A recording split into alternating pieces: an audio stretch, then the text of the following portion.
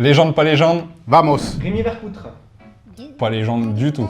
Pas légende du tout, parce que j'ai en souvenir une finale de Coupe de France qui nous bouffe là, avec sa sortie contre Bordeaux. Tes crises de colère sur le banc quand t'étais dans le staff, c'est pas possible, tu nous traînes une sale réputation, donc dégage du club! Je veux bien te bastonner, comme ça tu vas comprendre. Parce que quand on te parle, il me semble que tu comprends pas, tu as du mal. Les termes sont dits, et je rajouterai juste, tu peux pas mettre une légende, enfin un second gardien en légende. Sidney Govou.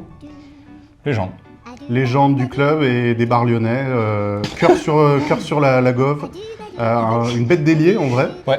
Et même avec l'équipe de France, il a quelques bons matchs, notamment un doublé contre l'Italie, donc vraie légende du club. Tout le monde se souvient de lui encore une fois. Je pense que même les générations actuelles, les nouvelles générations connaissent Sidney Govou, et aujourd'hui il est encore impliqué à minima dans ce club, donc ouais, légende. Miralem Pjanic. Légende fois 1000. Quel joueur incroyable. Quel joueur incroyable. Alors je tombe de l'armoire, pas légende du tout.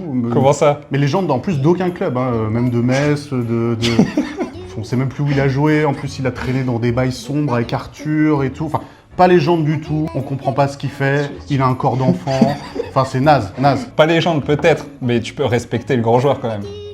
Le grand joueur. Mais il avait une patte droite extraordinaire, Pjanic. Je veux dire, sur les coups de pied arrêtés, c'était fou. Enfin, les passes qu'il faisait, c'était fou. Ça fait partie des grands talents qu'on a eu à l'OL. Ouais, sur PES peut-être, mais pas dans la vraie vie. Franchement, je le trouve très dur. Très dur. Et vous, qu'est-ce que vous en avez pensé? Vous nous l'écrivez en commentaire.